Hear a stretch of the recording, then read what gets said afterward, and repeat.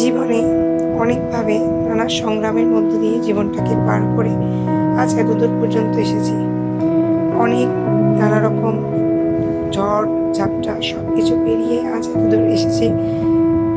তাই নিজের অনেক সমস্যা, নিজের জীবনে অনেক কিছুভাবে অনেকভাবে নানা সমস্যায় জড়িয়েছি। তাই চাই না নিজের মেয়েটাও এরকম সমস্যায় জড়িয়ে যাক। চাই মেয়েটাকে একটু ভালো ভবিষ্যৎ দিতে, জীবনটা তার সুন্দর হোক, সেই চিন্তাই করি সবসময়। সো হ্যালো এভরিওয়ান, কেমন আছেন সবাই? আশা করছি সবাই খুবই ভালো আছেন। আজ একটা ছোটোখাটো একটা মিনি ব্লগ নিয়ে আপনাদের সামনে চলে আসলাম। সকালের একটা ছোটোখাটো ব্লগ নিয়ে।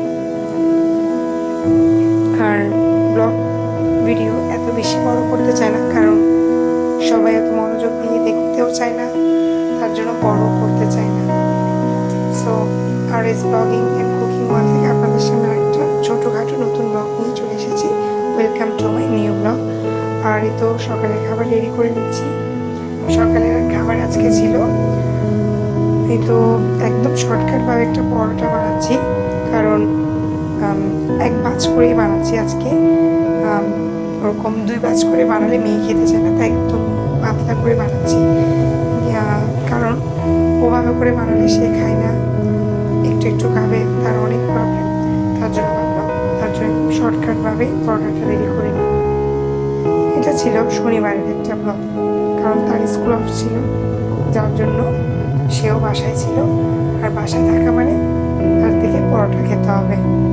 আবার পরোটা খাওয়ার অনেক রুলস রেগুলেশন আছে, তার ভিতরে সে আবার পরোটা খাওয়া অর্ধেক একটা পরোটা সম্পূর্ণভাবে শেষও করবে না। তো এখন কি আর করার, একটু বাটার অয়েল দিয়ে তাকে পরোটাটা ভালো করে ভেজে দিয়েছি, যাতে খেতে সে একটু মজা পায়। আবার দেখা যায় যে ঘি ভাজা থেকেও বাটার অয়েল দিয়ে পরোটাটা ভেজে দিলে সেটা অনেক টেস্টি হয়, অনেক মজাদার হয়। আর আমার গলার অবস্থা তো সেই কবেকার, সেই আর ঠিক হবে না, সেইভাবে চলতে থাকবে। যার কারণে